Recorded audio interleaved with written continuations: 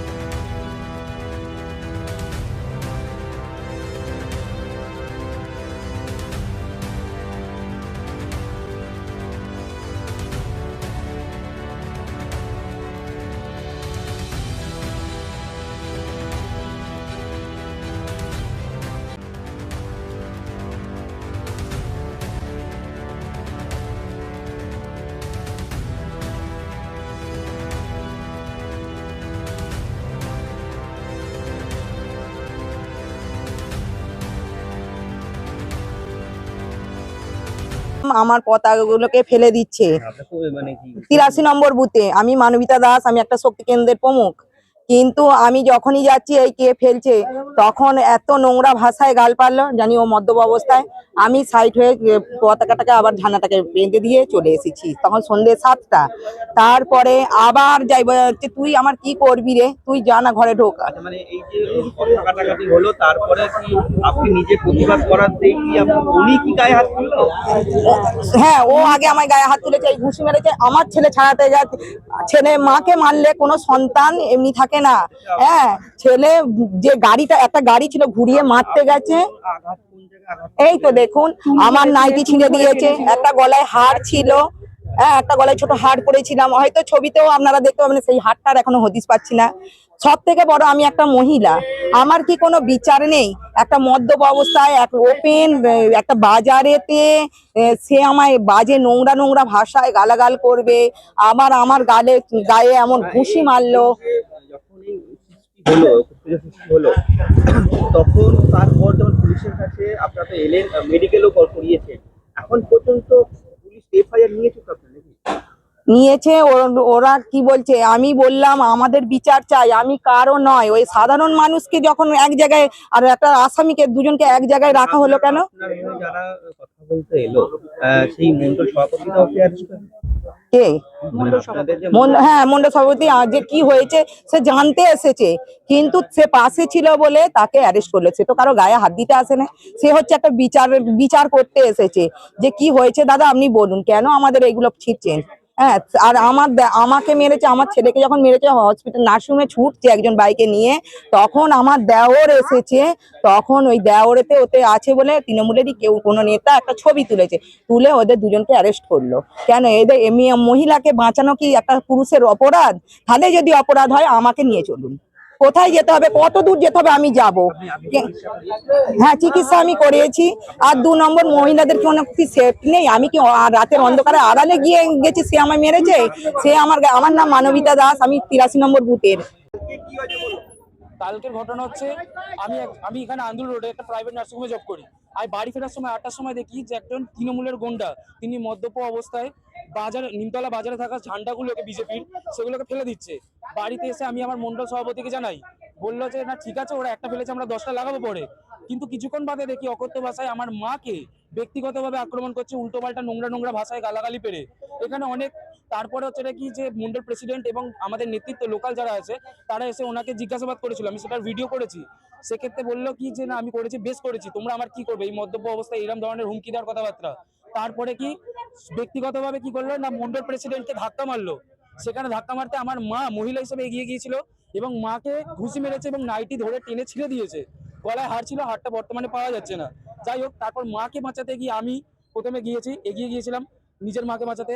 তখন দেখলাম যে আমাকে এত জোর ঘুষি মেরেছে এবং পিছন দিক থেকে হয়তো কেউ টেনে দিয়েছে, যার জন্য আমার শোল্ডার এখন বর্তমানে ডিসলোকেট।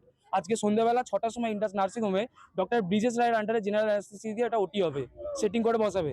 তারপরে শুনেছি যেটা ব্যাপারটা, যে এইভাবে আমরা মা এবং ছেলে আক্রান্ত হওয়ার পর আমার কাকা ব্যক্তিগতভাবে কি করেছে, কাজ থেকে ফিরে স্কুটিটা রেখে মাকে বাঁচাতে গেছে, তখন ও আমার কাকাকেও মেরেছে মদ্যপ অবস্থায়। ওকে কেউ সামলাতে পারেনি। নাম কি? কাকার নাম সোমনাথ দাস। আর যিনি ঘান্টা খুলেছেন অভিযোগ তার নাম কি? অমিত দাস। অমিত দাসকে হ্যাঁ। এলাকারই ছেলে? হ্যাঁ, আমাদের এলাকারই ছেলে। এখন বর্তমানে শুনছি নাকি তৃণমূল যুব কমিটিতে কিছু একটা আছে, আমি জানি না ওদের ব্যাপার ব্যক্তিগত, যেটা শুনলাম। আপনার মায়ের কোন কোন জায়গায় আঘাত হয়েছে ওটা মেডিকেল কি করেছে তারপরে? মায়ের মেডিকেল বলতে তো একটা ছিঁড়ে দিয়েছিল নাইটি, মুখে তো মেরেছে, এই তো প্রমাণ দেখান। আচ্ছা। হ্যাঁ, তারপরে মুখে ঘুষি মেরেছে, ফাটিয়ে দিয়েছে, ঠিক আছে। আর আমার তো শোল্ডার ডিসলোকেট হয়েছে। আচ্ছা, এবার ঘটনাটা হচ্ছে এই যে আপনার মাকে মারধর করেছে, পরবর্তীকালে পরিস্থিতিতে আছেন মহিলাদের, সেক্ষেত্রে আজকে তো এলেন, পরিস্থিতি কি বুঝছেন, কি আগামী দিনে কি করবেন? পরিস্থিতি খুবই জঘন্য।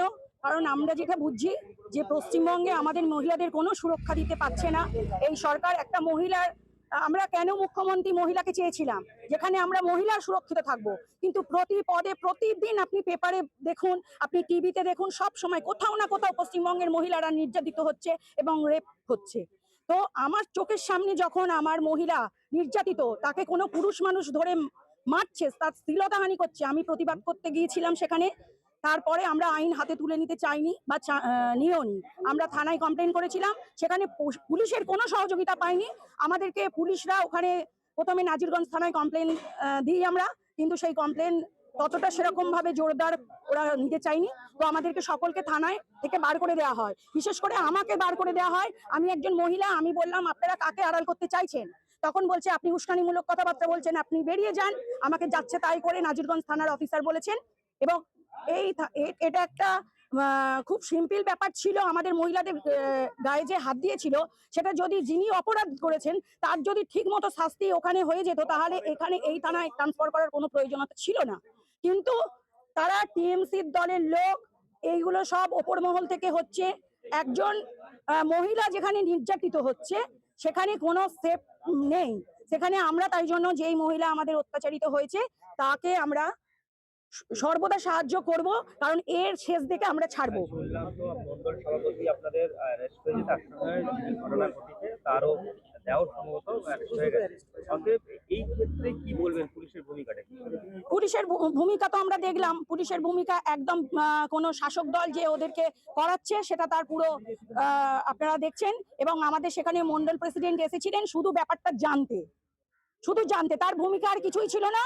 কিন্তু তাকে ভিডিওই দেখা গেছে বলে তিনি বলছেন আপনারা ভিডিওই ছিলেন, তাই জন্য আপনাদেরকে অ্যারেস্ট করা হচ্ছে, এই বলে আমাদের পরবর্তীকালে কি আপনারা কি কোনো আন্দোলন শুনলাম? অবশ্যই আমাদের আন্দোলন চলছে এবং চলবে। যে এরকম করেছে, অন্যায় করেছে, তার বিরুদ্ধে যদি যতক্ষণ না তার কোনো শাস্তি হয়, আমরা মহিলারা পথে আছি, পথে থাকবো।